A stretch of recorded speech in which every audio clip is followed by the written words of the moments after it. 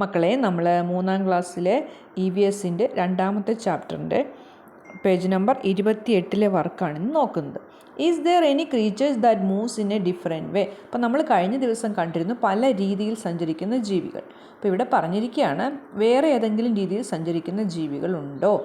Observe the movement of creatures like frogs, grasshoppers etcetera. നിങ്ങൾ grasshopper, frogs ഇവയുടെ സഞ്ചാര രീതികളൊന്ന് നിരീക്ഷിക്കുക.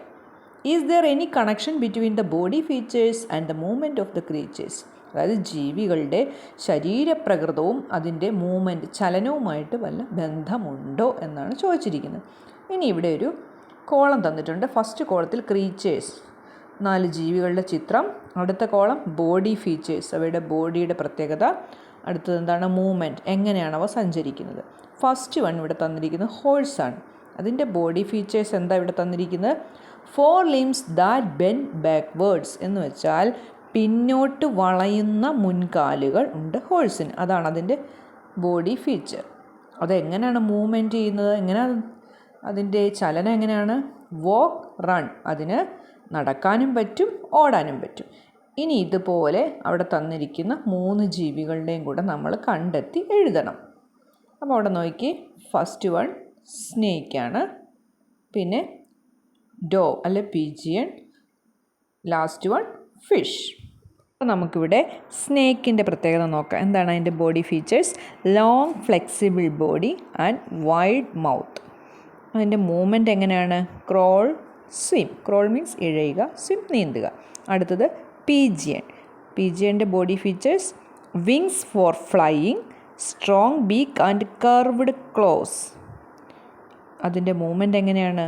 വോക്ക്. അപ്പോൾ അതിലെ ഫസ്റ്റ് വൺ എന്ന് പറഞ്ഞാൽ ഡക്കാണ്. ഡക്കിൻ്റെ body features webbed feet help in walking and swimming, wings help in flying. Webbed feet, ചർമ്മബന്ധമുള്ള കാല്. കണ്ടിട്ടില്ലേ നിങ്ങൾ അതിൻ്റെ കാല്?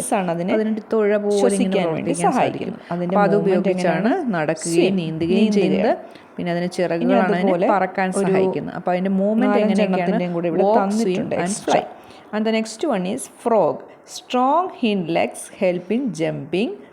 Webbed feet helps in swimming. അപ്പോൾ ഇവിടെ ഹിൻഡ് ലെഗ്സ് എന്ന് പറഞ്ഞാൽ പിൻകാലുകൾ കേട്ടോ. പിൻകാലുകൾ അതിനെ ജമ്പിങ്ങിന് സഹായിക്കുന്നു. വെബ്ഡ് ഫീറ്റ് സ്വിമ്മിങ്ങിന് സഹായിക്കുന്നു. Movement jump, swim. Next one dog. 4 strong legs and paws, strong body. അപ്പോൾ ഇവിടെ ഉദ്ദേശിച്ചിരിക്കുന്നത് ലെഗ്സ് ആൻഡ് പോസ് എന്ന് പറഞ്ഞാൽ നായുടെ ഒരു പാദം, ആ ഒരു കാൽപാദമാണ് കേട്ടോ ഉദ്ദേശിച്ചിരിക്കുന്നത്. Next one cat.